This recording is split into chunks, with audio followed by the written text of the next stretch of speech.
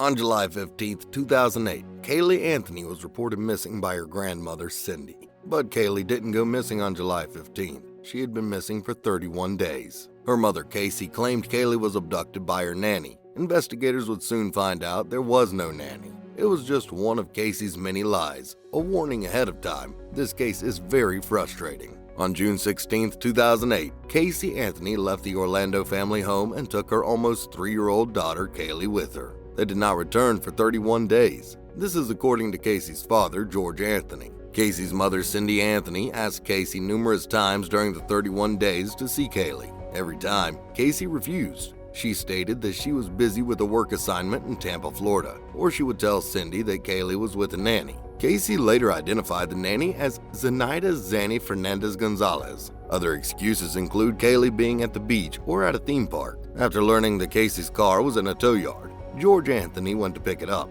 George and the attendant at the yard said there was a noticeably strong smell coming from the trunk. They both went on to say later that the smell was like that of a decomposing body. When the trunk was opened, a bag of trash was found. The same day that Casey's car was picked up, Cindy called 911 to report Caylee missing. Casey was present at the time and told the 911 operator that Caylee had been missing for 31 days. Cindy said, "There is something wrong. I found my daughter's car today and it smells like there's been a dead body in the damn car." Detective Yuri Melich of the Orange County Sheriff's Department started to investigation in Caylee's disappearance and right off the bat found discrepancies in Casey's signed statement. During the interrogation, Casey said Caylee had been kidnapped by Zenaida Fernandez Gonzalez, or Zanny, as Casey called her. Zenaida was said to be Caylee's nanny, but none of Casey's friends or family had heard of or seen Zanny before. There was a good reason for this. Zanny didn't exist. It was eventually found that a woman by the name of Zenaida Fernandez Gonzalez existed, but she had nothing to do with Casey or her family. Casey told investigators that she was working at Universal Studios. She actually took her to Universal Studios on July 16, 2008, and asked her to show them her office. Casey tried to maintain the act for 25 minutes, aimlessly wandering around the building before she stopped, smiled, and with a laugh, admitted that she didn't have an office at Universal Studio.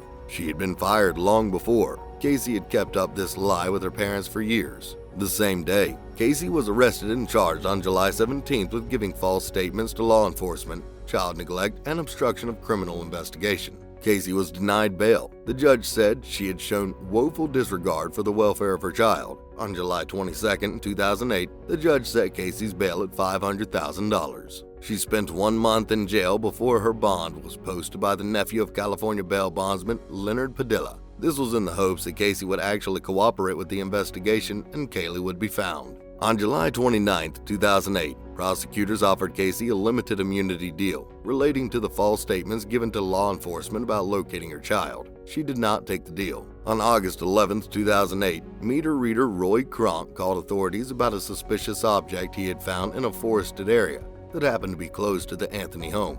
He was told by the sheriff's office to call the tip line. Roy did just that, but got no call back. On August 12th, Roy tried to make contact again. He called the sheriff's office and eventually 2 police officers turned up. Roy told these officers that he had seen what he believed was a skull in a gray bag. The officers conducted a quick search and said they didn't see anything. Casey Anthony was indicted by a grand jury on October 14, 2008 on the charges of first-degree murder, aggravated child abuse, aggravated manslaughter of a child, and 4 counts of providing false information to police. She was later arrested and Judge John Jordan ordered that she not be granted bail. 1 week later, the charges of child neglect were dropped against Casey. Casey was arraigned and pleaded not guilty on October 28, 2008. Roy Kronk called again on December 11, 2008. This time a search was conducted and the remains of a child in a trash bag were discovered. Duct tape was found hanging from the hair attached to the skull. The search lasted 4 more days and more bones were discovered. On December 19,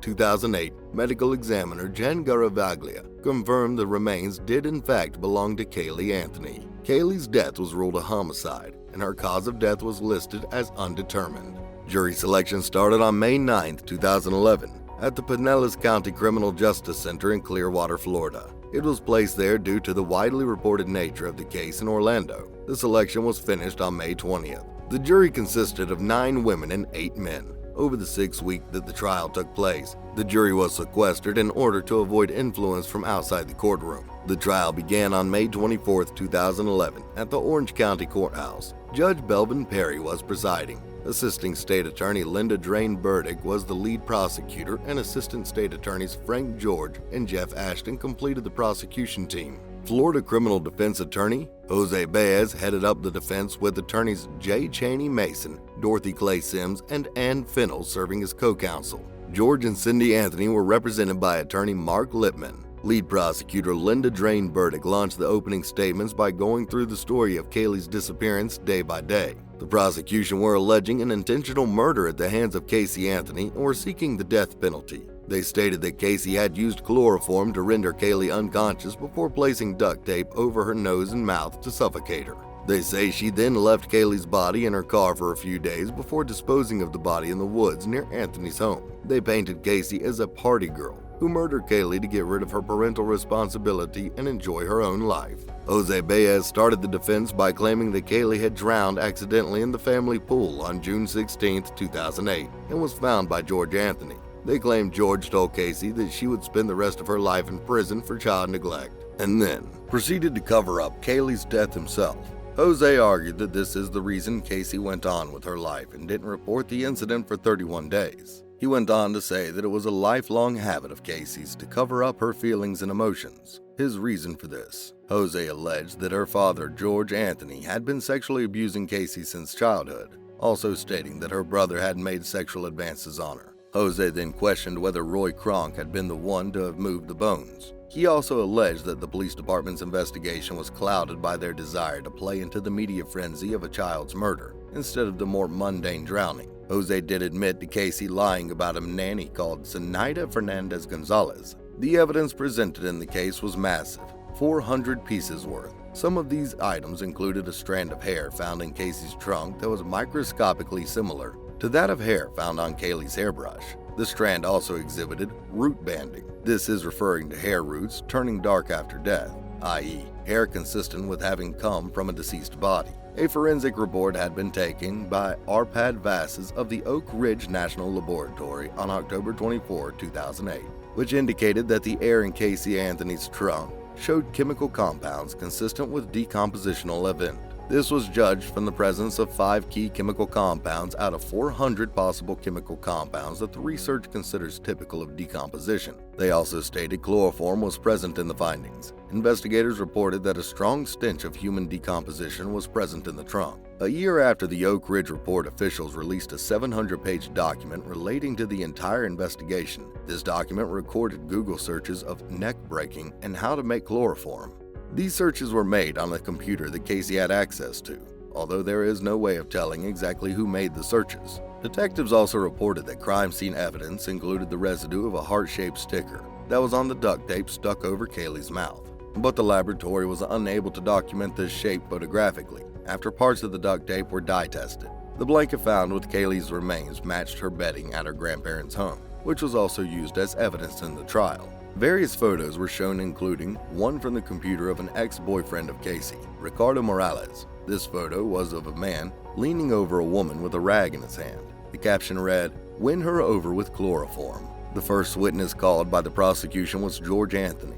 He adamantly denied sexually abusing his daughter. He testified that when Casey had visited him on June 24th, he didn't smell anything like human decomposition in her car. But when he picked up her car on July 15th, he did smell something that resembled what he thought was human decomposition. Cindy claimed her comment to the 911 operator that Casey's car smelled like someone died was a figure of speech. Jose Baez questioned an FBI analyst about a paternity test they conducted to see if Casey's brother, Lee Anthony, was Kaylee's father. The analyst confirmed that the test came back negative. Ricardo Morales testified that the chloroform image was on his MySpace page, and he had never spoken with Casey about chloroform. Another witness brought forward was John Dennis Bradley, who had developed software for computer investigations. This software was used by the prosecution to show that Casey had searched the term chloroform 84 times. They used this to suggest that the murder was planned, but there was a problem with this. John Dennis Bradley later discovered that the software misread the data and that the word had only been searched once, and that was in reference to the use of chloroform in the 19th century. A police dog handler, Jason Forget, testified that his German Shepherd cadaver dog, Jerez, who was certified in 2005, alerted him to human decomposition in Casey's trunk. He said that Jerez had real-world searches totaling over 3,000 by now. Jason was cross-examined by Jose, who argued that the dog's search record was purely hearsay. Sergeant Kristen Brewer testified that her police dog Bones alerted her to decomposition in Anthony's backyard during a July 2008 search. Neither dogs were able to pick up decomposition during a second search of the Anthony home, but Kristen explained that this was due to whatever they were alerting to having been moved from the yard.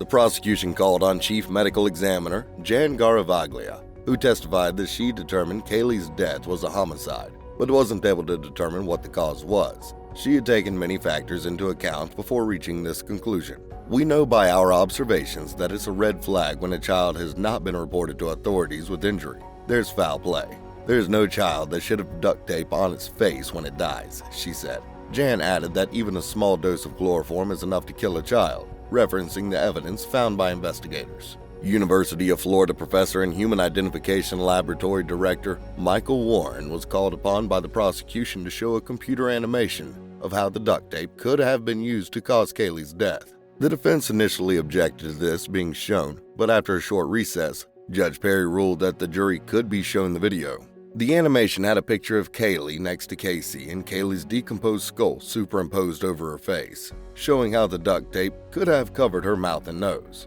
Jose Baez responded to this by saying, "This disgusting superimposition is nothing more than a fantasy.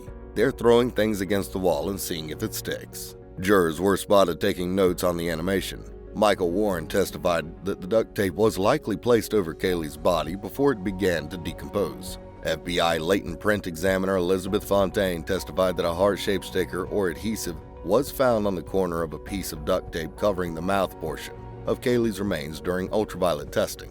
Elizabeth had examined 3 pieces of duct tape that were on Kaylee's remains in search of fingerprints, but she did not find any, nor had she expected to.